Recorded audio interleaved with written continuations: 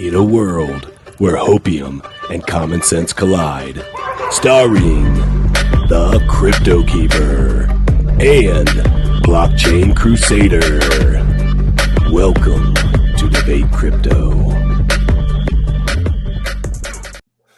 Question everything, trust nothing. You already know this is Debate Crypto. It's your boys, CryptoKeeper and BlockchainCrusader, and it is a special Saturday night.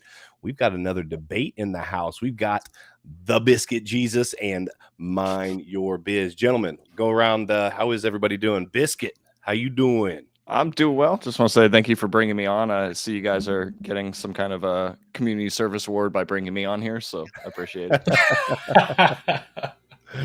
We're glad to have you on, dude. Seth, how you doing, brother? I'm doing okay, but I got to be honest. When you bring somebody like BJ onto the show to talk about proof of work, I get excited. It's so good. I need to know how you did that. But, yeah, we can talk about that later because I love everything about that. Yeah, I got to figure that out, dude. For real though, real quick, how did you do that? Is that he's got a guy? It's like proof of work. It's all magic. Okay. All this stuff is. Okay. I mean, audience, just go. I mean, I'm gonna cut to the chase. It's all BS. It's all fake, made up. None of this crypto stuff is real. Miguel, how you doing, bro? I'm doing good, man. Excited for tonight. Good. Yeah, no, guys, I am super excited. So if this is your first time here, make sure that you guys subscribe, do all the things that YouTube loves to see. Make sure that you share it out, give us some likes, and let's blow up the chat tonight, guys. Let's have some fun. To go over the rules right quick, we are going to essentially do a back and forth format. Yeah, there is a couple rules. Why does it keep dropping off? There we go. Okay, cool. Doing some magic back there. Yeah. So basically, it's going to be 2 minutes, where each person has the opportunity to make their case 2 minutes, and then the next person will be able to come on with a rebuttal, and then there will be a response period, and then a final thought. So it's going to be 2 minutes, 2 minutes, 1 minute, 1 minute, and that's kind of how we'll do that as it relates to timing. We do have a timer. We're not going to like get crazy with the timer. If you're mid thought, like we're not just going to cut you off or whatever. Censorship. Yeah, exactly. We are not the U.S. government currently, so we're going to actually allow you to speak. So before we dive into the debate portion, let's start off with explaining to the audience. We are all about education, right? I just want to give a broad overview, or a simple overview, I should say, of what proof of work is and also proof of stake. So let's start off with you, Seth. If you were explaining proof of work to, let's just say, the average intelligence 14-year-old, how would you explain that? Wow. Okay, so explaining proof of work to the average intelligence 14, 15-year-old. We'll do 18-year-old just because you got to be 18 to be on this is not for children, okay? Wait, are they educated in the South? That's relevant. That's not the point. Yeah. So as for proof of work, just high-level overview is that there are a specific number of guesses that the blockchain wants different machines to do in order to validate that the information on the network is correct. And the more people, or the more workers that participate in those guesses, or we call them hashes, and increases the hash rate, the more secure it is, because in order to take over the blockchain, you need to have a really great percentage of those guesses to then tell the blockchain that the data going into the record, right, the public ledger of blockchains, to tell it that something that isn't true is true. So the more people who participate in proof of work, the more secure a blockchain becomes. That's kind of, I think, in a nutshell, why it's important for somebody who's 18, if they've got a gaming rig lying around, to be involved in proof of work. Okay, awesome, cool. So thank you. So BJ, let me know, just give me like a simplistic breakdown, kind of like Seth just did, of what proof of stake looks like. So the difference, proof of work, as Seth said, is a consensus mechanism based off of actual work, versus proof of stake is more like almost voting, where you take an asset that you have and you're like, hey, I've got 1,000 ADA.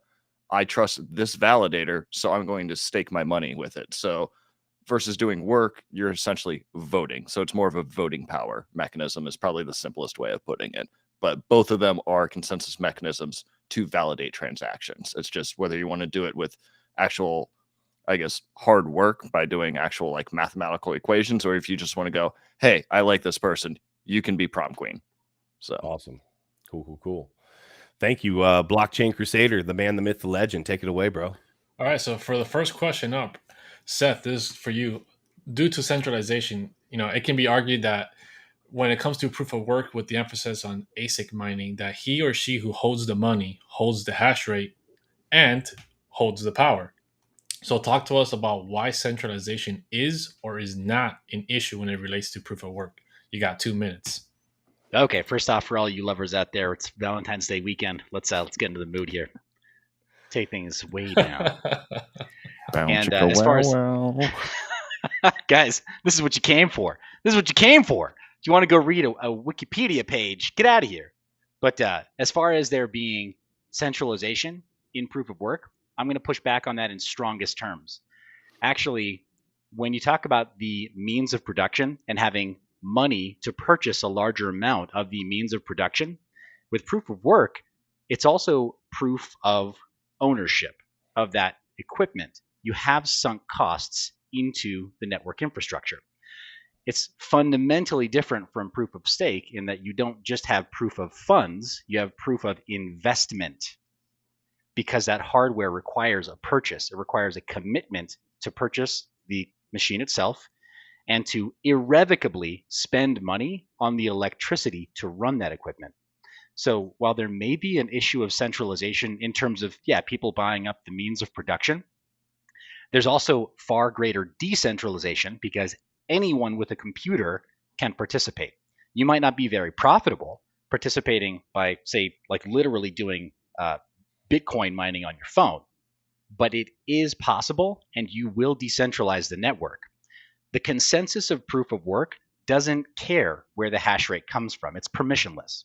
So the more people in more far-flung areas who participate, the more decentralized it becomes, even though there could be some centralized actors because they have a lot of money to buy a lot of machines.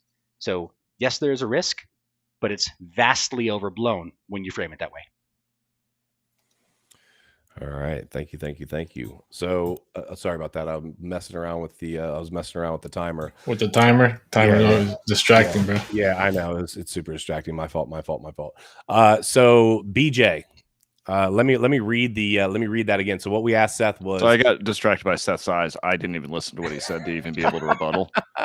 This is gonna be awkward. So Seth was basically that proof of work. We're talking about ASIC mining in particular, but it said that he or she that holds the money holds the hash rate and therefore holds the power, right? So talk about centralization, why that is or isn't going to be an issue.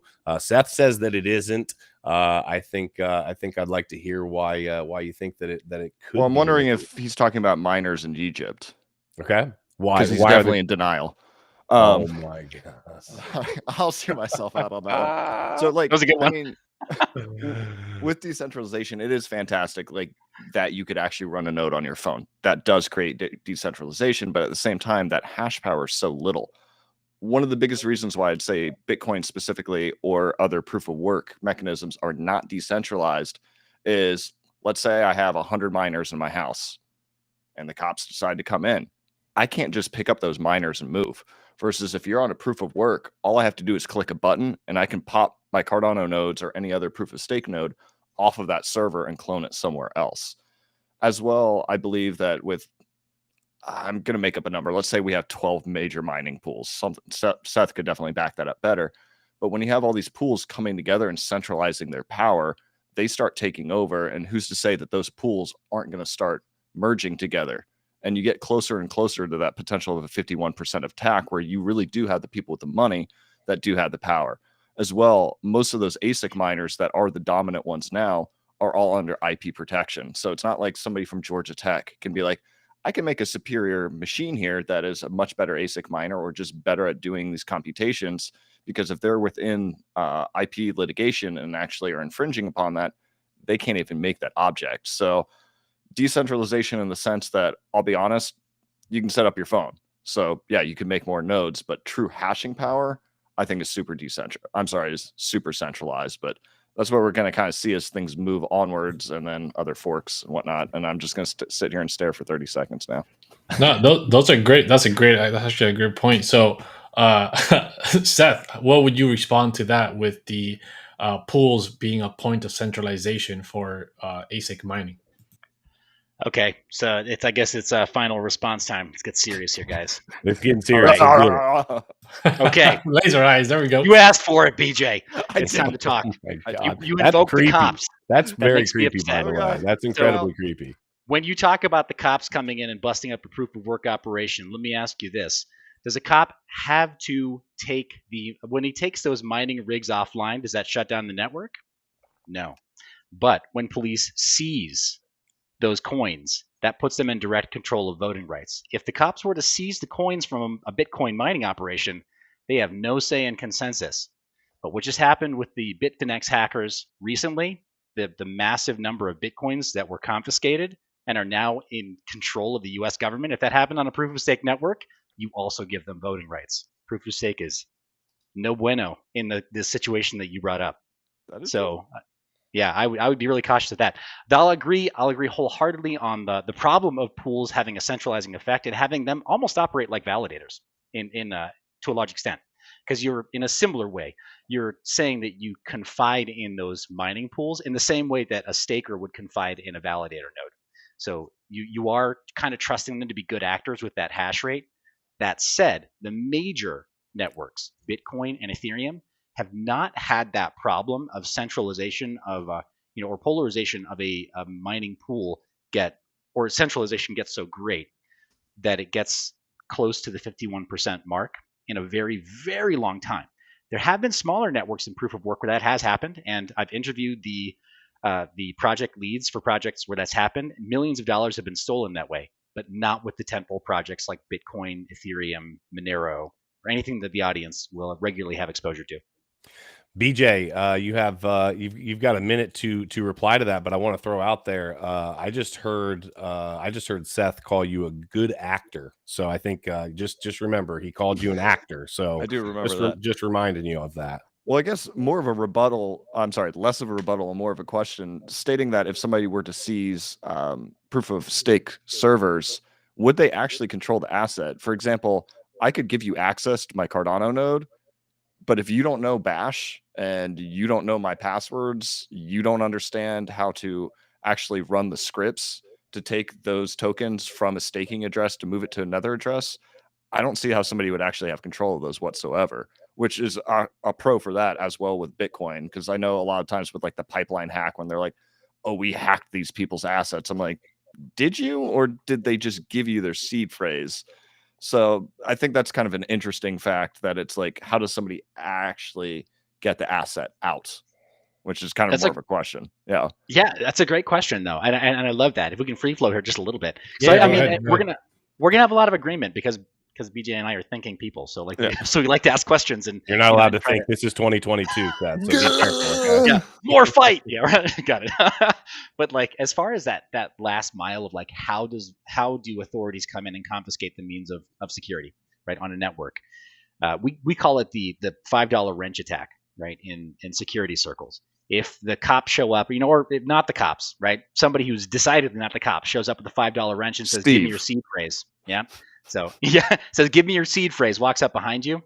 That's usually how passwords get hacked too, right? And seed phrases, they fall pretty quickly to a $5 wrench. So I wouldn't be too worried about like how well you secured a server. And then same with the mining rigs themselves, they're immaterial. That's what I'm saying. The hash rate is elastic, so when they fall off the network keeps running. It's still secure.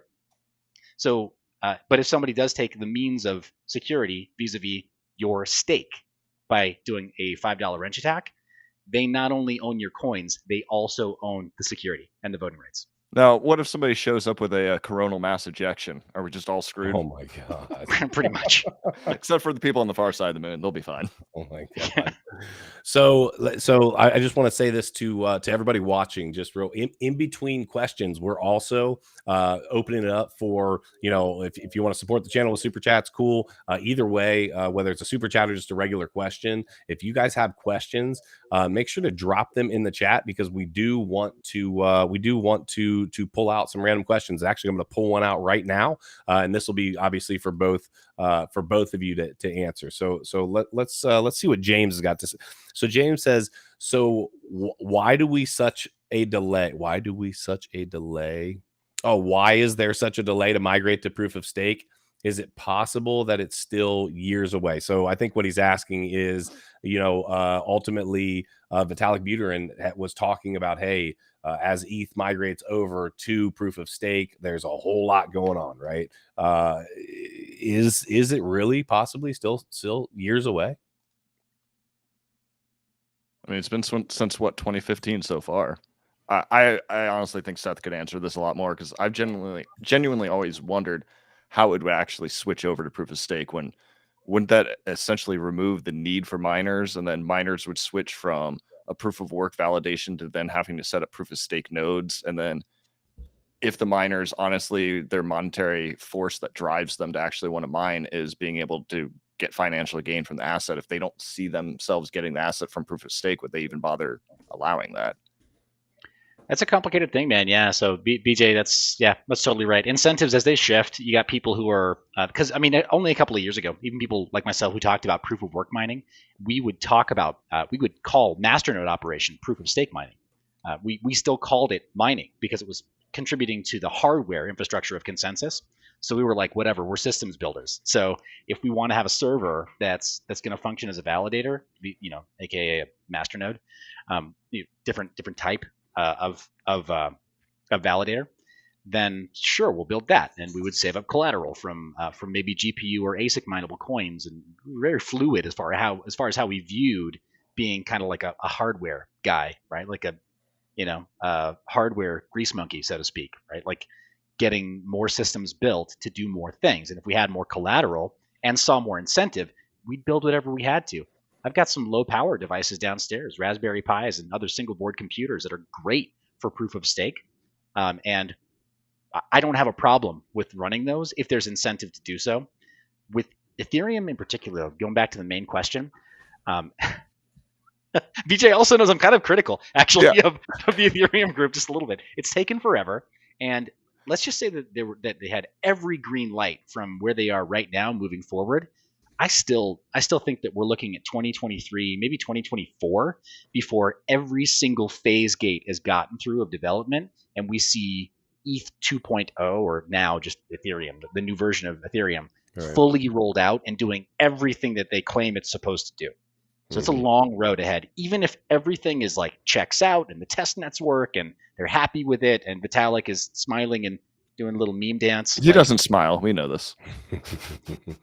Yeah. If everything goes right, we've still got a long road ahead of us. If everything goes wrong, then we're stuck in development limbo, and especially the stakeholders, right? The early ICO holders, we're stuck in limbo for another 3-4 years, maybe. It's super interesting that you brought up masternodes. Just as an aside, Miguel and I have been looking into some masternode stuff, and let me make sure that I understand. I want to ask you this, Seth, real quick. With the masternodes, to really simplify the heck out of it, is essentially I don't have to do the coding work that would need to be done to run a node, and essentially somebody else is doing it for me. I'm committing my coins to them to essentially run the node for me. Is that essentially what's happening there? No, what you just described is closer to proof of stake and delegating your stake to a validator, like Biscuit Jesus was talking about before. And so a masternode is a little bit different in that in some cases it's not well architected. In some cases you actually do hold the coin collateral on the device that's doing the validation. It can be really insecure, which is why it's kind of fallen out of vogue in blockchain. But then there are others where you just have to submit a transaction hash from the wallet that does hold it, so you just have proof of funds. Gotcha. Got little guys popping up everywhere. So you just show you have proof of funds, but Masternodes, they're just a little bit different. But they're kind of like cousins to the proof of stake and validator scheme. Gotcha. You know anything about them, BJ? No. Okay, cool. No, it's just something that I figured I'd ask while you guys are on here. It's something that we've been looking into. Yeah, I think it's super interesting. We want to answer one more question before we get into the next question real quick. And Miguel, I want you and I to answer this real quick. Somebody asked, DebateCrypto, what are your thoughts on a CBDC, i.e. Fed coin? So Miguel, why don't you give your thoughts real quick, then I'm going to give mine.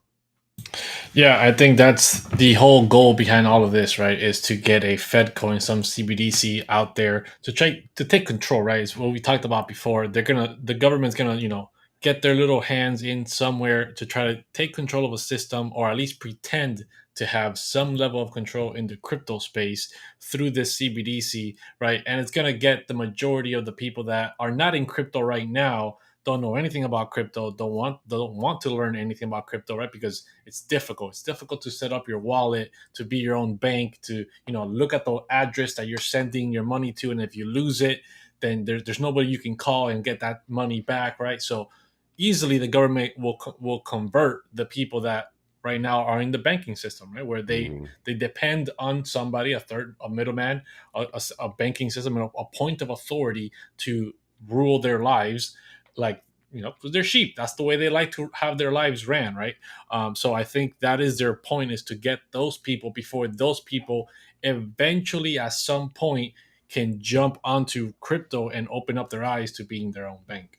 Yeah, I totally agree. If and BJ and Seth, you guys are more than welcome to jump in on this too.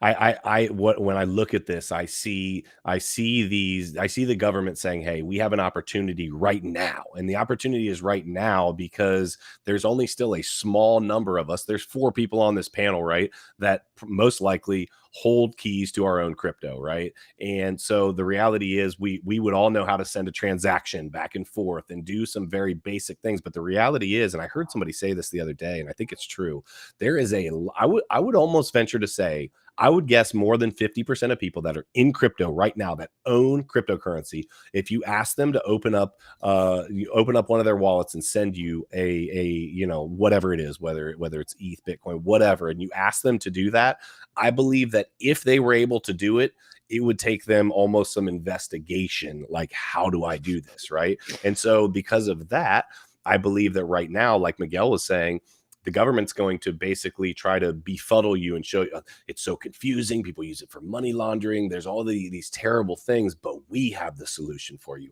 Here it is, right? It's that Hegelian dialectic, right? They basically make the problem, or at least put the problem right in front of your face, and then they're like, oh, by the way, I've got the hookup. I've got the solution. It is FedCoin. I don't know. That's kind of my thoughts on it. Gents, you guys got anything else you guys want to add? I would just say that you're right. You're right on to go directly to the Hegelian dialectic. We've been living it for the last 2 years without saying keywords that'll get us flagged. We know, right? We know that there are problems in the public discourse right now, and the CBDC is just, I think it's maybe one of those third act type solutions that was being architected some time ago, and its time has come for those in authority right now to say, like, all right, cool, we got you. Have we got you financially distressed enough? No? Can we shut something else down? When are you ready to tap out? Yeah, 100%. Yeah, I'm totally with you. BJ, anything else you want to add? I mean, I'd be interested, hopefully, because it's government based, they wouldn't understand how smart contract works. But imagine once, like, are they going to give us our wallet addresses? Because if they know, you mean, like, are they actually going to say, hey, are they going to give your it to wallet us? address? Are they going to be fungible? Are they going to be non-fungible? Like, almost if it's like listed to me, are they going to be like, oh, you're a fat ass. You can't buy that Ben and Jerry's today, and then start regulating what you can buy, where you can buy it, when you can buy it. Or like, let's say for some odd reason I want to buy a stock, and now we're on a CBDC, and I'm like, wait, I really think the stock is going to pop up. Let me go buy it. But for some odd reason, my wallet won't connect, and then it connects 24 hours later after the stock has pumped, or blocking me from cars. So it's like, a lot of people will look at a lot of CDBCs and be like, well, they're not secure, or this or that. And it's like, dude, it's an open ledger. So when people are claiming there's money laundering going around with dollars, it's like, Or with Bitcoin, it's like, no, there's not. Like I can track all that. And it's like they do want to get rid of the dollar because that is our last version of privacy, if you will. So Yeah. I mean, it's coming, unfortunately. Yeah, So, exactly right. Like we saw what happened when the whole fog around the world started, the stimulus checks were handed out. If that were to occur at some point again in the future, that programmable money is going to come with conditions. You're not going to be able to spend it and invest it in crypto, right? You're not going to be able to spend it in certain ways that you want. It's going to be It's only going to be spendable in the way they want you to spend it. I mean, they're already doing it at the Olympics. Walmart, exactly, right. Yeah. So they're going to be controlling you and telling you what you can and cannot do with your own money. Yeah, it's definitely scary. I just want to buy Pokemon cards. Come on. Right. Not with this batch, but the next batch you can No buy the Charizard Pokemon for you. card. As Watch we that get closer become to the new Christmas. economy. What if it does totally devolve into an economy of like food stamps, Pokemon cards, and Magic the Gathering? Like that's all that's left. There's no more cash. Hold on. Well, if Magic the Gathering is in the conversation, then I know a guy. So I'll just Hold on. I know a guy. Can I get a pizza for one of these? Yeah, exactly. Hey, Somebody's got to know what this is. Does it come with a back rub? Because maybe let's negotiate.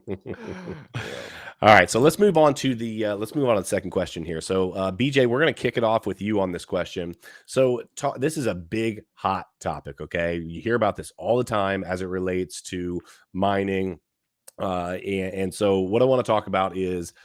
Tell me or talk to us why electricity consumption is such a hot topic, and tell me how it plays a role in proof of work and proof of stake. So I want to hear kind of the good, bad, and the ugly of each side of that electricity consumption.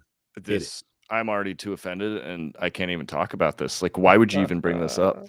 I'm not going to sit here and say it's a null argument because that would be factually incorrect. Right now, proof of work, there are issues, but think about it. Like if we looked at the first vehicle that came out and looked at the internal combustion engine, we're like, this is a cute idea, but it's just not efficient. Let's throw it out the door. Right now, I believe proof of work is highly inefficient, but it's almost like working out, that if you don't work out and you don't stress your body, there's no reason for it to grow and there's no reason for change and adaptation. So right now, because Bitcoin is really becoming such a big asset and so many people are becoming interested in it, and the question of power is becoming a thing, is now people are trying to innovate. So it's like, what are green energy options we can move to? How do we make these systems stronger? How do we make them more efficient?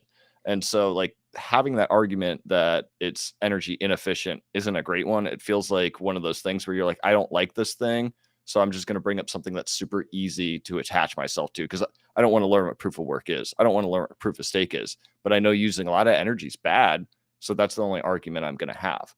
Now, if you want to go to pure empirical data, proof of work uses more energy than proof of stake. Like Seth was saying, he's got Raspberry Pis in his basement, probably, I don't know, holding like manga or something. But nonetheless, you can run Cardano nodes on a Raspberry 4. Granted, you have to do ARM architecture and all this other weird stuff. So from energy perspective, it is more efficient. But these things will change. And I think having kind of an enemy of the room that is power is kind of a pro. I know a lot of people will say that's not a thing, but it's going to force adaptation and development. And now we're going to sing a song for 24 seconds. Go. So Seth, what do you got to say about stake? I don't hate proof of work. That's the problem.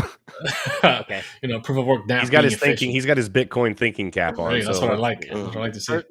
Got to represent, man. It's been part of the brand this whole year, so we're gonna stick with it. As far as there being like a boogeyman, like BJ's saying, ESG is something that's come into the public discourse as well, or is the blockchain and sort of like our crypto discourse a lot the last year or so, and it stands. I mean, the portions of that people don't seem to really get is that it ends in governance, right? ESG, right? So we're worried about we're worried about sustainability. We say we're worried about sustainability, but as you mentioned before, CryptoKeeper, it is the Hegelian dialectic. Like we say, like we're worried about the ecology and sustainability, or the economy and sustainability, and then it ends in a bid for governance. So like, trust us, we're here to help you. Trust us, we're here to make things more efficient. Trust us, this just wastes too much energy. It's just so bad. Like, obviously, we need a better solution. Think of the children. We've been hearing this for decades, right? There have been hippie communes that have been trying to run off of pure solar since the 1960s, moving into the 70s. They've never been able to do it. They've made us change our gosh darn light bulbs how many times now in our lifetime? And yet we still have this crisis. I mean, sure, we got rid of the mercury in the compact fluorescence. That was probably a step in the right direction, but that was the solution to the previous energy problem. You see where I'm going with this? Like every time that There's any kind of a lobby, anytime that any kind of a lobby tells us that that the main problem is power consumption, you got to look at what the other hand is doing. Right? What are they actually after?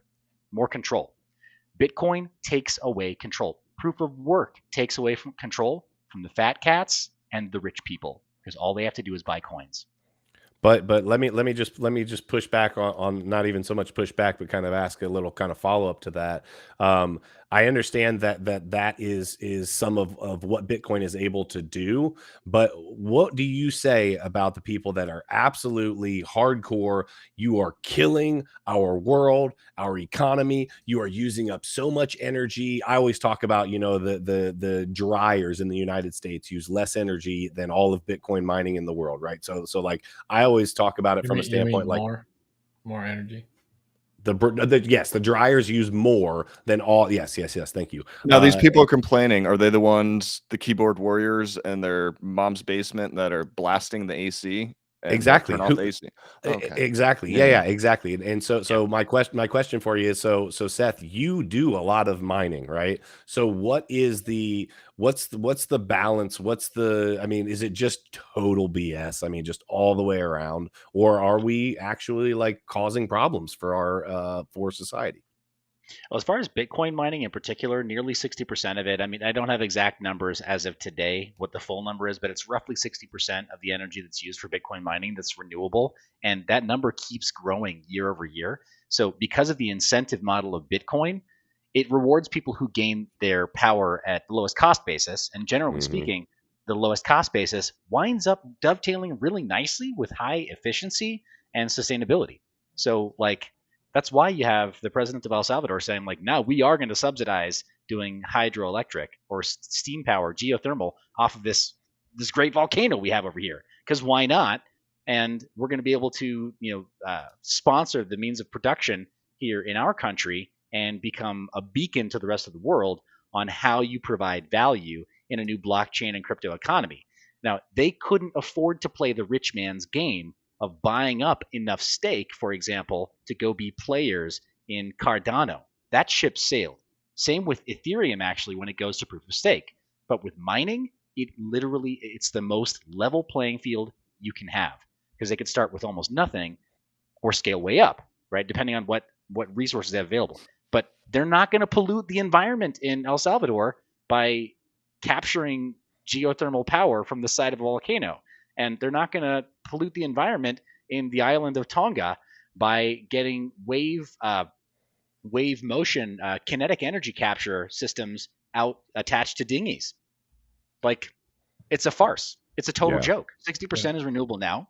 And anybody who's telling you that we're like boiling the oceans through Bitcoin mining, they either don't have command of the facts, or they're trying to push you into a position where you will let them govern you. Yeah, because industrial waste wouldn't have anything to do with the actual issue, would it? Right. But this is going back to what I was saying earlier, that it's the incentive of Bitcoin is actually pushing this innovation. It's like, oh, wait, could we use these volcanoes and do a pseudo geothermal and, spin here and use kinetic energy, turn it to electricity, and then start mining? Oh, I guess we could. Because one of my biggest problems with proof of work is that it is an economy of scale, which does work against people. Like, I realize you're saying that, what do you mean by that? Meaning that in a sense, the more money that you have, the more assets that you can buy to buy like ASIC miners and everything else. But as Seth was just saying, well, that's it's indirect, kind of a level. Sorry for the interruption. It's an indirect economy of scale versus the direct economy of scale of proof of stake, where literally all you have to do is have the capital. That's it. You don't need equipment at all. Which I do well. A little bit. We'll get into that soon, but it is nice that it is a level playing field that where, you have a country like El Salvador that may not have the infrastructure, but they have the ability to build the infrastructure to play the game, which I think is awesome. And again, Bitcoin, and at no point am I going to sit here like I almost think that proof of work versus proof of stake is a foolish argument, because I honestly think long term there's going to be a hybrid system. There are pros to proof of work. There are pros to proof of stake. We're eventually going to see proof of merit. We're eventually going to get in this weird world of what are known as role granting NFTs. Like, this entire space is going to become a hybridized system. So Yeah. that was a side rant, I know. Go a little bit more. Go a little bit more into details for that for the viewers, right? What is proof of merit and the whole role of NFTs? So that I personally need to learn more about. It's almost like, so instead of just being a miner or just being a validator, you'd almost create a economic community where certain people would be miners, certain people would be validators, certain people would be specifically checking certain workflows, if you will. And then the entry into that, instead of people having essentially jobs, they would have what's known as a role granting NFT, that you'd be like, okay, I believe in this company, or I believe in this mining pool, or I believe in something that's out there, that you would invest in that. And then you would essentially become part of the consensus mechanism. Granted, this is kind of new to me. I'd actually be super interested if Seth's heard of any of this stuff. Yeah, proof of merit, not so much. There's so many alternate consensus models, though. Like, I mean, proof of capacity with Burstcoin back in the day, or hard drive mining. Proof of time space is how hard drive mining. Yeah, no, it's a thing. The guy Yes. who invented BitTorrent, not the company, the technology, right? Like the actual, like, yeah, that Bram Cohen. Love the heck out of his work. Just respect the heck out of what the guy's done. He's moved into a new, I'm not going to name his project or whatever, but he's got a hard drive mining essentially system called proof of time space. It's still just proof of capacity. Like, do you have a lot of hard drives lying around, and can you prove it? But it's also like low power. There's so many different ways to achieve consensus, and I totally agree with you wholeheartedly. We're going to increasingly see hybrid consensus models come out of new blockchains that aren't so monolithic in their mission and in their code base, such as Bitcoin, right? Like, Bitcoin's not going to change, and Cardano for that matter. Cardano's not going to, they're not going to sidestep the current trajectory that they're on, or pivot to get into like a hybrid proof of work moving forward either, even though there may be merit to having some proof of work elements being added back into their ecosystem to help shore up consensus from another side. So you have these monolithic, like, top 10s or whatever. They're just not going to change, man. They don't see enough incentive for that. But other blockchains coming up, the ones that the unknown unknowns, these dark horses that are going to become the coins that we all use every day, like 15 years from now, I agree with you. We're going to see some really creative hybrid stuff come out of there. But proof of merit, I'm not familiar with. I worry about it being way too closely aligned with proof of stake and having the $5 wrench attack problem that I view as inherent with proof of stake, in that you tell somebody like, okay, it's proof of merit, you have this assigned role or whatever, but if key management becomes any kind of a problem, the consensus fails through key management. With proof of work, consensus never fails through key mismanagement, but it can fail through key mismanagement in proof of stake. And if this proof of merit system assigns an NFT to a wallet, it has that same problem of key pairs being directly accountable for security. So you're talking like KES keys and whatnot? I'm talking about just the private key that goes to the wallet that is holding collateral for whatever that consensus system is. Nice. So let's move on to the next question here, guys. So this was a big one. 51% attacks. Tell us what it is and how it can be a threat to proof of work and the proof of stake, and which one is more likely to have the chance for the threat to become a reality, and why. Take it away, Seth. Okay. This is my favorite question. Let's do this. Lean in. All right. So, a 51% attack. It goes like this. Let me know if the muscles get distracting.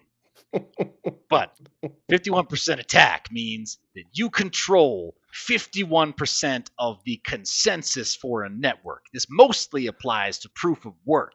And if you do that, then you have the privilege to write the next block on the blockchain. Do you follow? All right. Good. Here's the problem. If it's a small network, it doesn't take that much compute power to get 51%. And sometimes, depending on the algorithm that you use, you can just rent the hash power from this company called NiceHash. And then Rent it. Yep, you can rent it. That's how the hack that happened to Bitcoin Gold took place. And the attackers stole 20 million US dollars worth of that coin. It happens all the time in the wild. But on proof of stake, it's just a little bit different. Proof of stake, you need more than 51% of the collateral. And it depends on the network. You could need all the way up to 70%, maybe even higher. Depends. But 51% attacks are unique to proof of work networks. And if it happens, it doesn't automatically give you coins. You have to control the network for long enough to do what's called a double spend. So you just cover your tracks. You're being sneaky, and the 51% of the hash rate lets you get away with it. I don't know if that makes sense, but my time's almost up.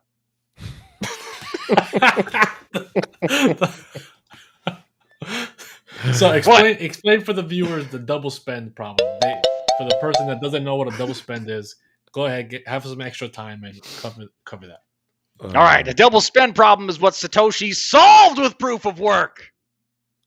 Okay, I'm moving on. All right, so double spend. That's what.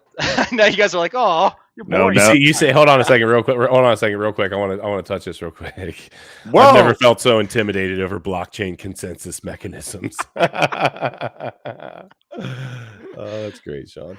All right, continue. Sorry about that. So double spending just means so any other digital asset, right? We take a JPEG of something, right? I'm not going to show anything here, but I can take the cover of this book, right, and take a photo of it with my phone, and then if I post that to like Twitter or someplace, somebody else can right-click, save. It's not unique, right? It's not a very unique thing. Digital bits in this world, prior to blockchain getting rid of this double spend problem, were never unique. The double spend prevents the network of Bitcoin and or the double spending would be like having two different wallets, rather one wallet spend the same coins twice, or two different wallets. Like Tether? Sorry. I didn't say backing. Yeah. Here's the thing, though. The Tether itself is actually almost never double spent. It's just never backed either. But like, oh man, I got to be careful. Someone's gonna keep the receipt on these responses here, BJ. We're going to Tether crypto overlords are coming. Yeah, but double spend just means like the same wallet spends the same coins twice. And prior to proof of work getting rid of the double spend problem by ensuring security through these checks, like these hashes to secure the block, like these millions and now billions and trillions of guesses at what the correct hash to put the block together and ensure that the record is integral and that the other records also have the correct copy. Prior to Bitcoin, the double spend problem was the main problem of eGold and even other cryptocurrencies. For the audience's benefit, Bitcoin is not the first cryptocurrency; it's just the first successful one because it got rid of the double spend problem. But a 51% attack is a way that you can double spend. With Bitcoin, I mean, good luck, man. The logistical problem. Yeah, it'd be huge. It's not even a question of money, right? It is a logistical problem too with Bitcoin. You simply can't go incentivize 51% of the miners, like by waving money at them or by approaching them with a $5 wrench. You can't force them to, or if you did force them to give a lot of wrenches. 51%. Not only would it be a lot of wrenches, but once you hit them with that wrench, who's going to pay the power bill? It's proof of investment. It's proof of irrevocable investment, right? See, Nick, that's why Bitcoin is the only one that matters. Well, listen, Mr. Maxey. We know your position on on Bitcoin. So BJ. So it sounds to me like Mr. Musclehead over here has a pretty good grasp on 51% attack and is essentially stating that at least with Bitcoin, like fat chance, right? Good luck, right? It was something that they talked about with China quite a bit when China had all of the hash power, which, side note, I still think they have a ton of the hash power, but that's a different story. So talk to me about that, BJ. What are your thoughts on what Seth was just talking about as it relates to this double spend and a 51% attack? Well, I'm not gonna just somewhat agree because of the muscles that he could break me. That's 51% of the case here. But honestly, I feel being able to have 51% of the hashing power, especially with the few amount of pools being out there, there's a feasibility there. Versus with a proof of stake, I would have to own 51% of the asset. So let's say I'm trying to buy the asset, and as I'm buying it, I'm creating buying pressure, and that price keeps just going up and up and up. Now, I'm not going to say that's going to be completely like a parabolic curve happening, but it's going to be a lot harder to grab all that asset. And actually, a legitimate question I do have is, if you're trying to have 51% of the asset, what happens if half of it is staked, or if it's not in circulation? How much does that come into play? But one of the more interesting things that I actually wanted to ask Seth about is if he's ever heard of what's known as a Goldfinger Attack. You ever heard of one of these before? Where apparently, because with a proof of work mechanism, miners don't have any loyalty. They go where the money goes, versus proof of stake, where the only way that you can be in proof of stake doing consensus is to actually own the asset, and therefore somewhat creating, I guess, allegiance to it. To the project. In a Goldfinger Attack, and again, I don't know what the hell this is. I was hoping you knew what this was, but it was saying if you have two assets with the same algorithm that are close to the same price, and you're able to get a 51%, you can destroy one of the chains and do a short sale. You ever heard of this before? Oh God, I see the Neanderthal brow from here. Jesus, what did I do? I've never heard of this. It sounds to me like something James Bond would, Goldfinger. That's the only thing I can come up with. Miguel, do you? I would assume, I don't know what it is exactly, but I would assume that would be something closely related to like maybe what we saw back in 2018 when we had the whole Bitcoin Cash and Bitcoin SV like capitulation with the miners, and then you saw Bitcoin tank and price action, right? And there was a lot of unknown of whether things were going to survive or not. And that kind of goes to the allegiance, right? That the miners don't have allegiance. They'll just go to whatever place they can get the most profit from and just capitulate, complete an entire project. So basically to sum it up, Seth, you are a money grubbing whore who is only interested in money. That's what Miguel just said. I heard him say it. He just I said did the not miners say don't care. I heard him say it too. What the? Can we say bad, naughty words here? Oh my With the God. cheese bucket. How have I not cussed that, by Did the way? somebody say money grubbing whore? I think so. I think they did. Okay. Let me grab a Diet Coke. I'll be right back. Oh, you got an extra one over there? Oh my God. So guys got popsicles? PJ, would you say that proof of stake is safer because it doesn't have a problem like proof of work does with the 51% attacks? So would you think when it comes to security, what do you see as more effective? Well, Proof of first, you'd stake? be a great politician because you totally changed the words that I said and now are setting me up. They both have the potential for that problem, but I think it is more likely, although unlikely, for somebody to be able to buy enough hashing power and or have all the mining pools come together, kind of like a Game of Thrones thing where like F2 pool is just like I like bacon pool. I don't even know the names of the other pools, and they come together and they do something, versus somebody having enough money to buy 51% of Cardano, for example. Like that seems more unlikely. Both situations are there. That's when you come down to probability and possibility. Very relevant things. Yeah. Both are possible. I don't think either are probable, though. Your thoughts, Seth? Let me throw something that is both possible and more probable. The moment that you're a known actor, we said that certain things were impossible 2 years ago. We were all proven wrong. I didn't say they were impossible. Yeah, so I'm just saying certain things. So, for example, the massive percentage of the monetary supply that was printed sometime in the last 2 years, we didn't even know there would be so much cash in the system. Whereas now we know the Fed can just, press a button, add a zero to the ledger, and all of a sudden they've got all the purchasing power that they want. I shudder. Wait, to think isn't what they it would backed do by if they gold, or did Nixon do something in 1971? Can't I remember. don't know. Sounds like Wait a a minute. rumor. You saying in Monopoly money? Yeah.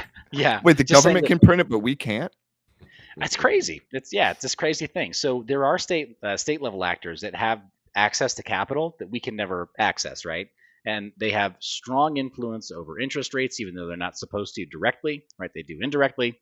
So they can choose the terms of their own loans, and they can borrow money that they haven't earned and that they don't intend to pay back. So they can buy certain things out. You'd be a fool to accept it if they were offering you cheap fiat dollars in exchange for your hard-earned crypto. But the problem comes back to, and you notice I didn't say before that I thought the attack vector was buying all the proof of stake collateral. It is the $5 wrench, and nobody has fancier $5 wrenches than Uncle Sam and his Black Ops crew. So That's a fact. That's absolutely a fact. That's something I'm with. I didn't think about, because it's, especially with how the fractional reserve became 0% at the beginning of the thing that we can't say. So where I'm saying I wouldn't see somebody having enough money, but if the money is pretty much not real and intangible, then yeah, theoretically you could. If you're like, oh, I need $1 trillion bazillion dollars, be like, okay, you got it. We'll remove this bridge and let your yacht through and let you buy it. That wasn't me alluding to anything. So yeah, I guess if it comes down to buying power, maybe you could physically do that. And that's where it comes down to having, proof of work. It is a digital asset that is controlled by a physical thing, versus proof of stake is a digital asset controlled by a digital thing. Ooh, where it's a okay. lot harder maybe to attack the physical operation, versus there may be a way to get into servers a lot easier to getting physical ASIC miners. So and I'm less concerned about that physical attack. Again, I'll be more explicit here. My concern is that yeah, we see you're actors- huge. You're not scared. I got it. Dude, there are definitely some people in this world who I'm scared of, and almost all of them work for 3-letter agencies, or who work for agencies that don't exist, right? Like, Right. don't work for agencies because they're contractors. Like still today, right? Like contractors, like private individual working at a private company. I just, was Right. doing That's my right. job, right? Like, but in the course of those job duties, man, some bad things can happen. You have somebody show up to your door if you're a known person in the proof of stake space, and they just say, "You don't know me, but I know who you are. I know what you own, and I really want what you have. Will you please give me what you have? Will you please give me what you Right. have? Yeah. Like, sorry, dude, Will I you just please learned give me what Bash. you have?" That's right. See, if they came to me, I just learned Bash to set up a node, and if they're like, get in there and be like, dude, I'm surprised I was able to set this thing up. You want me to get it back out of the staking address? It's probably never happening. Yeah. No, there's I'm not gonna lie, definitely. dude, I don't even know. I totally understand where you're going with that, Seth. The reality is that is absolutely verifiably public that, hey, you have a lot of this asset, and I know that you can give me access to it. And so, yeah, especially being someone that is, like you said, known. It's actually one of the reasons. Now, I don't hold anything of that value, but it's one of the reasons why I am always hesitant to give out anything other than basically a burner wallet, kind of a dummy wallet to anybody publicly, right? If I give somebody a wallet, like it might have less than $1,000 in it, and it's not going to be tied to anything else. It's just going to be, used for that purpose, because guess what? We are somewhat in the public eye at this point, right? And people do, people are freaking crazy, right? That's But unless you're sending that out to fiat, all they have to do is watch the next wallet you send it to.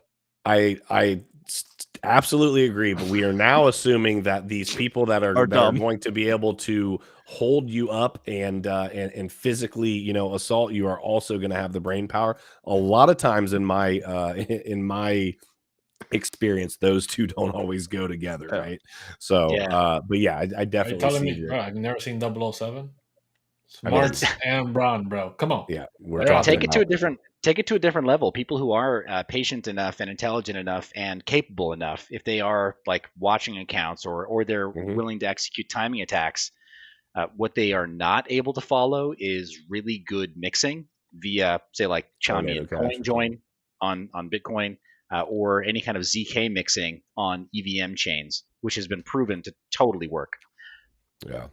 So, But we they- wouldn't know what they can't follow mixing you there. is because we're not supposed to do that. Right, exactly.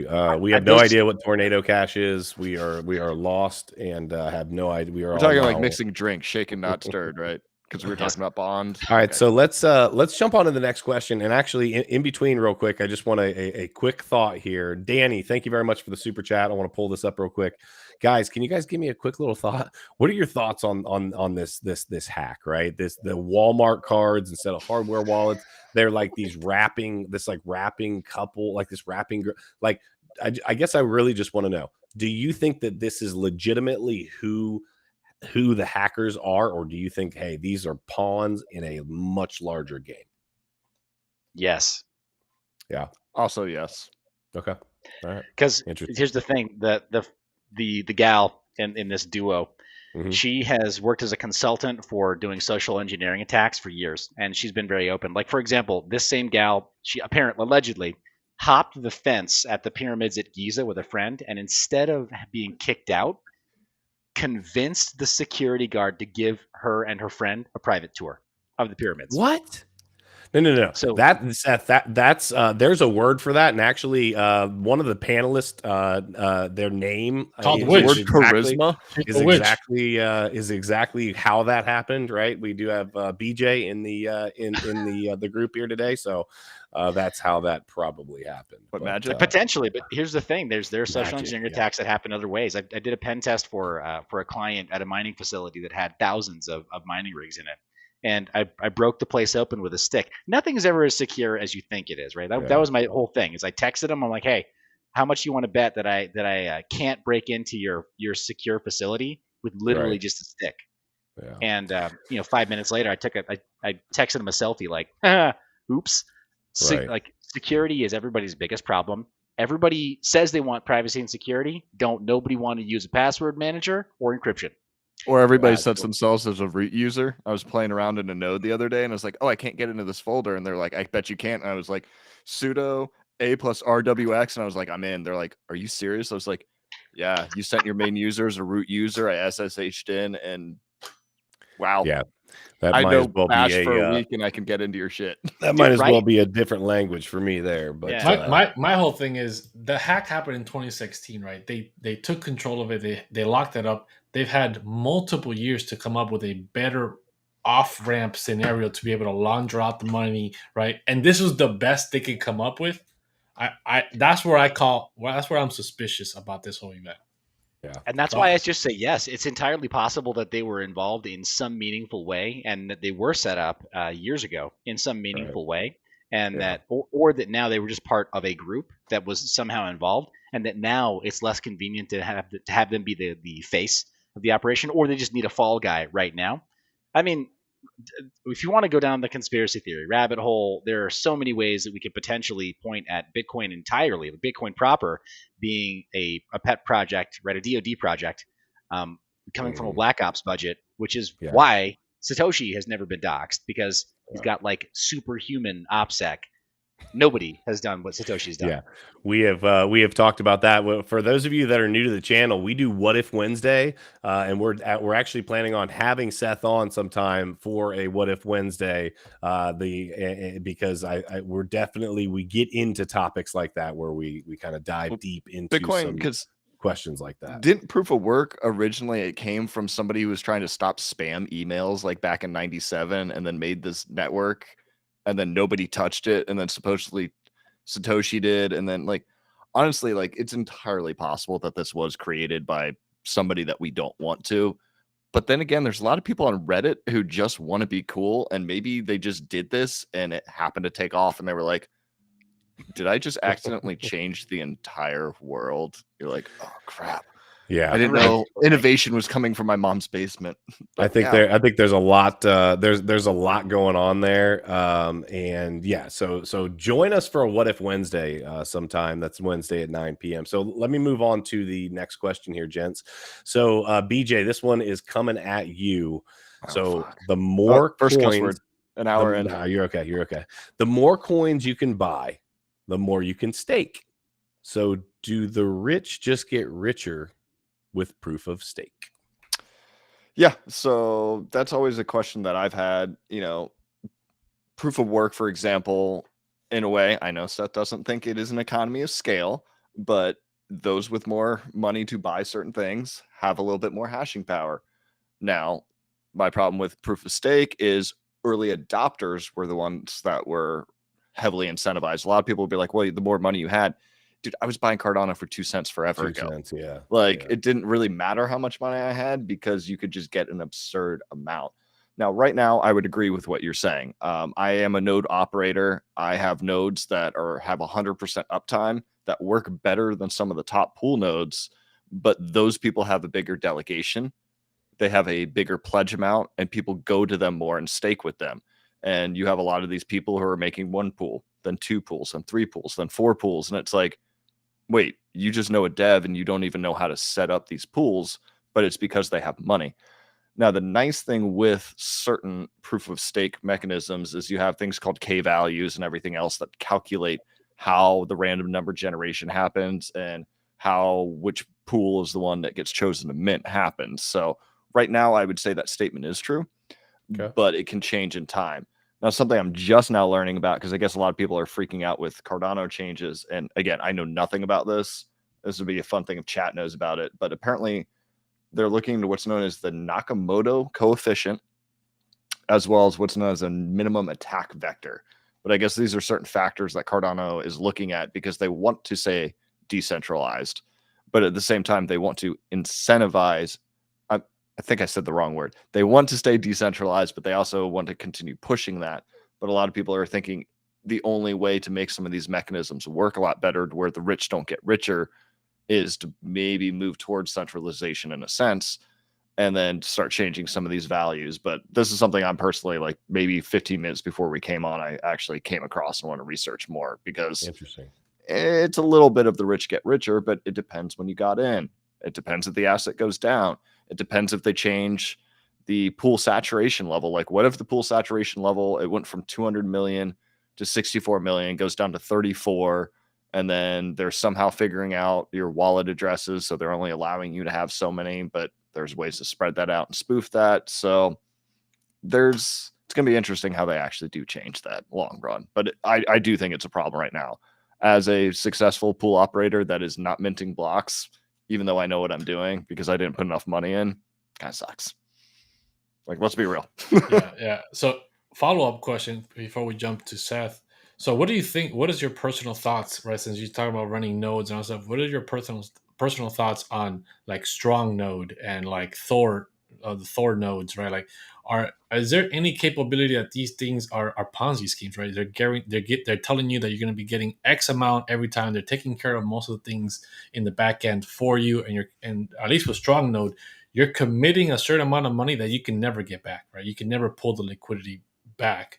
So what are your thoughts? So I know nothing about that at all, but based off the last few things you said, true staking, I still have it. It's like, you know, if it's not your keys, it's not your coins. At any point in time, like, it's not like my coins are in somebody else's address. Right. They're not in somebody else's wallet. I still have full control of them. If I want to pull them out at any time, I can. So to me, when you're staking with a certain amount of time and they're promising you liquidity, yeah, at least with it smells like bullshit. Yeah, at least with strong node, you have to buy 10 strong node tokens, right? And then when you commit them, you do not get them back. There's no taking money back. So I take your money to buy an asset that I don't want, so you can give me a promise of a thing that you might give me, but you're never going to call my sister goes up back. and down. And price goes up and down. Yeah. It's an so impermanent loss too. Okay, sign me up. Yeah. There's some interesting questions there. I'm good. So I'm good. All right, so Seth, have that one. Yeah, take it away.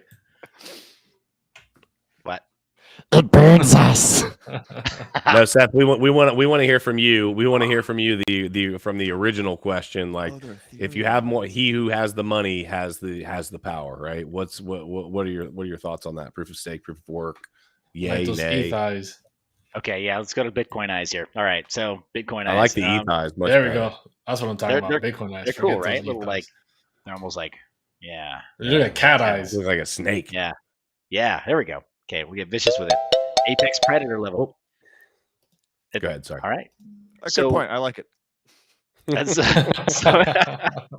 So as far as there being like any kind of a risk of so can you rephrase the question for me? Could you listen better? No. Just kidding. So a lot of people will argue that essentially the more coins you can buy, the more you can stake. So are the rich just getting richer? And same thing with mining, right? The more money you have, the larger of a mining operation you can buy. So is this just like almost anything else in the world? Like, the rich are just going to get richer. Yeah, kind of. There are economies of scale on either side of the equation, but again, in one side it's indirect. You have to lay out the value in order to buy the infrastructure for proof of work. Proof of stake, it's direct enrichment of those who are already rich, and proportionately higher, especially in systems of weighted stake, right? So if you get a proportionately higher reward for having a larger amount of the coin supply, then you're getting rich at an accelerated pace, which actually does mimic the game theory of real world, right? Like you can run simulations to see how economies tend to scale over time, and it always winds up being a bit like a game of Monopoly, where in the end somebody has all the money and somebody else is flat broke. So these things just tend to happen over time. The difference with proof of work is that again, you have to lay out cash and effort for infrastructure and then ongoing infrastructure costs to participate in consensus. The moment you stop paying, you stop playing. With proof of stake, you can set it and forget it. You could be dead and nobody and suffer key loss. There are several systems that don't actually have provision for this, but dead and suffer key loss. There can be lost coins that are still staking to those systems and just making somebody's estate like astronomically rich. But no, it's direct enrichment versus indirect. Great. That's a really good point. You used big words there. Yeah, those big words indeed. But awesome. Oh, my bad. No more talking. I spoke too much already. No more talking. Let's go here into the final question. Right. The final question is: proof of work only allows you to verify transactions on a single chain, but proof of stake allows you to verify on multiple chains. Why is this dangerous or not? Take it away, Seth. Oh, thank God, because I don't know this one. Yeah, I'm going to defer, actually, in a gentlemanly way. I'd like to defer to get what DJ is back up first. Now, that's what I was trying to figure out is, so I guess with Bitcoin, how you specifically have like the longest chain, like the Genesis chain. Are there ways for it to fork off and then return, or is that only with proof of stake? That's what I was trying to figure out. Is that what the question is, to where you have pseudo forks? I don't know. Does anybody know what we're asking here? Let me know, Nick. So you wrote that question. Yeah. No. So I pulled this question. One of the things that kept coming up as I was basically comparing proof of work versus proof of stake is that proof of work, as it relates to proof of work, you can only verify and we're going to need Seth to buzz in here because I don't know the technicalities on this, but I just read this in multiple different places. You can only verify transactions on a single chain, right? Whereas proof of stake, you're able to verify multiple different chains. Why is that a problem? Why could that be dangerous? Okay. What about the Bitcoin Lightning Network? Knowledge nuke activated. Yeah, well, I'm ready to go now. Okay, so right, cool. We got it. Here it is. We've got So we've got a bit of an issue here. There's something that was laid out by actually Satoshi early on and was realized through the actually let me jump back. It could have been Nick von Saberhagen, the white paper author of Monero. Yeah, right. But I mean, here's the thing, guys. Like, choose your sources very, very carefully. Try to go back to original white papers wherever you can. Nicholas von Saberhagen is the pen name of the person who created the Crypto Note white paper. And I may be incorrect, but I think that they laid out in that white paper something called merged mining. That's why you can take the same ASIC machine and you can mine Doge and Litecoin simultaneously. So but actually, why would you? Because Doge is more profitable than Litecoin right now. Yeah, it totally flipped. But yeah, as far as there being like some kind of a precedent for being able to secure more than one network in mining, it's been done many, many times. On crypto notes such as Monero and some of the derivatives of Monero or forks of Monero, it's been possible to mine not only 2, but in some cases up to 3 or even 4 coins simultaneously with a mining rig.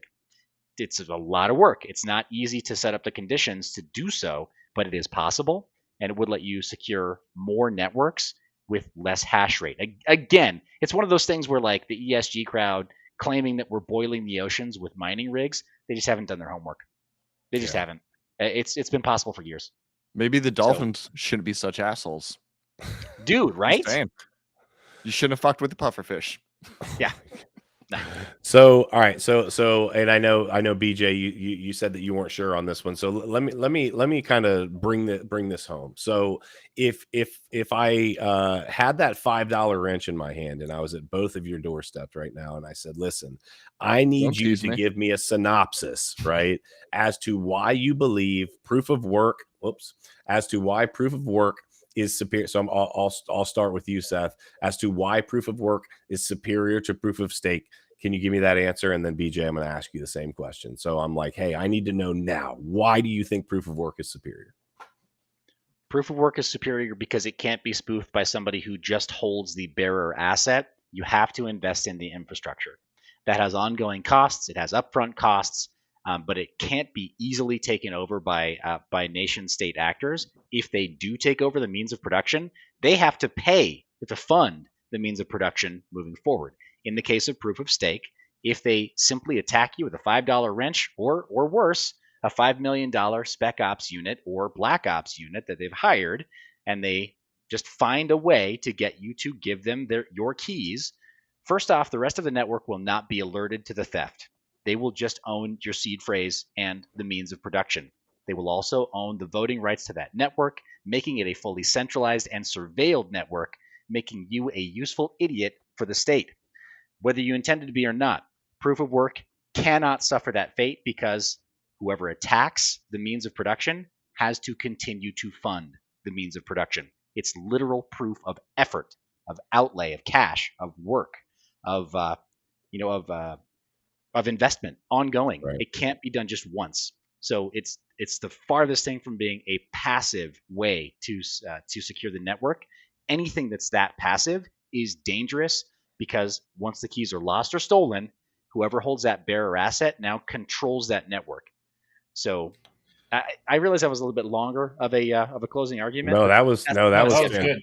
I got a follow-up question for you though. In the instance, right, where a nation or a state would gather up all the mining rigs, right? Let's say the United States, and the United States gathers up more than 51% of the hash rate worldwide, and then the United States or any country out there that has 51% of the hash rate, this is the concern with China, instead of banning it, says, wait a minute, I'm taking control of all these miners, right? Taking the miners away, kicking the people out, and we're going to be running the miners. And then they take control of 51% of the network.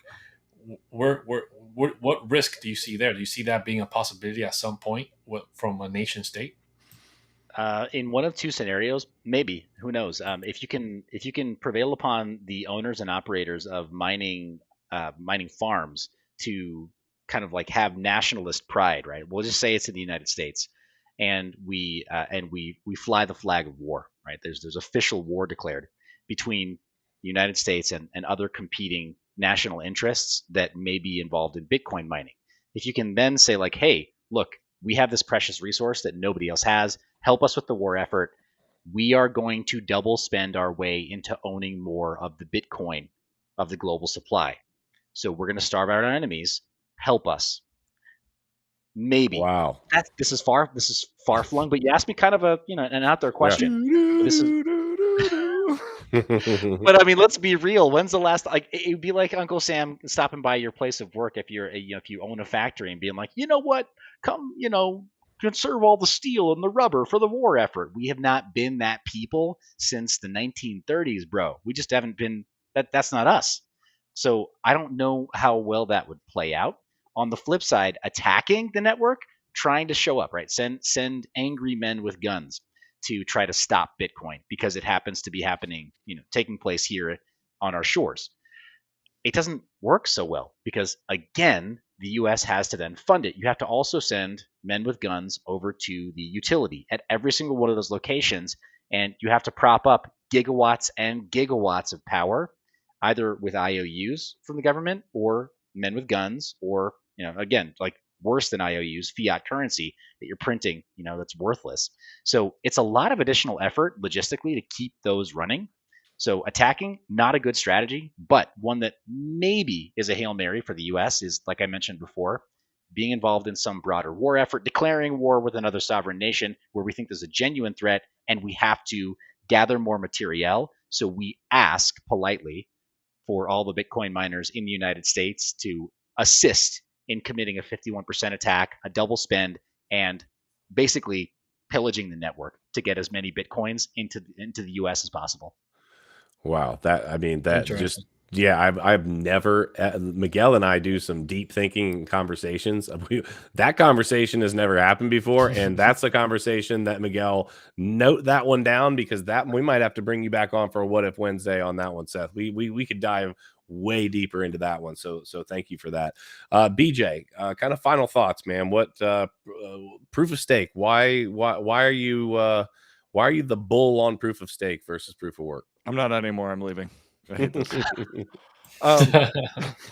As I said earlier, I think we live in way too dichotomous of a world right now, where polar natures are what everybody wants. You're left, you're right, you're black, you're white, you're POS, you're proof of work. And I think that's foolish. If you look at Buddhism and a lot of other things, it's about the middle way. And I ultimately think a hybrid system is what will be dominant. Issues with being able to attack a proof of work system, I still think that's a very real thing. It is a physical representation with miners and everything else where, somebody can grab those, versus proof of stake. I can push a button and migrate a server. Oh, you found that server? Again, you show up with your $2.50 wrench and come to get me. Cool. I can have a script that auto runs that if you come into my house, break a perimeter, it skips, it clones my server, so it moves it around. You can't just pick up a ASIC and do that. But nonetheless, you have pros and cons to both systems. This is an ever evolving network as well. And I think, again, people, instead of fighting, being like, oh, I don't like you because of this thought process, or you're wrong because of this, you want to lead towards innovation. And that's why I love Seth. Like, he is an open-minded human being, as well as Keeper and Crusader, to where you're not always right. That's the beauty with empirical data, is it is all about observation, and observation can change. And that's what quantum mechanics teaches us. So really have an open mind here. Realize pros to proof of stake, pros to proof of work. Maybe there's a hybrid system, but don't go in there with blinders saying one's better than the other, because there's pros and cons to both of them. And now I'm going to run away. Oh no! You know what? That was a fantastic answer. That I ultimately, you don't have to lie to me. No, I'm telling you, that was a great answer, because I do don't agree. Spare his feelings. I do agree with you, man, because we do in the world that we live in today. It's so like, well, are you on this side or are you on this side? If you're not for me, you're against me, right? And we do these debates as part of an educational process for people to be able to hear both sides of something and actually be able to talk through it, not for people to just, I don't believe that, so I'm going to shut you down, and no longer are we going to be able to hear, you know what? Oh, you're canceled, right? And that's part of the whole thing that we're trying to do here, is open people's minds and just say, hey, listen, there is more than one way to do something. There is a better way, and the better way is being open to having freaking conversations, and that's what we're trying to do exactly with the debates. So. Disagreement's one of the best things you could possibly have, because the odds of you learning something, if you're open-minded, is very prevalent. Yeah. But it's so dangerous in today's world, man. Dude, Everyone's getting shut down. Everyone's getting like completely like excommunicated. Yes. The biggest casualty of 2020 and 2021 and 22? What's that? Logic. Yeah, no doubt. Facts. I mean, I love it. I love it. So, Crypto fam, listen, we appreciate each and every one of you being here tonight. Seth, BJ, thank you guys very much for coming on. This was a fantastic debate. We really appreciate you guys coming on. So, Seth, they can find you. We've got, I think, your links up underneath the chat. So not underneath the chat, in the description. Same thing with BJ, the Biscuit Jesus. Oh wait, I'm on the internet. You are on the internet. You have doxed yourself as of this evening. You have been doxed. Magic did that to me forever ago. So, yeah. So we appreciate each and every one of you guys. Listen, Miguel and I have something that we always want to bring back, and it is educating you so you can make better decisions as it relates to crypto. And so with Debate Crypto, what do? We question everything and trust nothing. And until next time,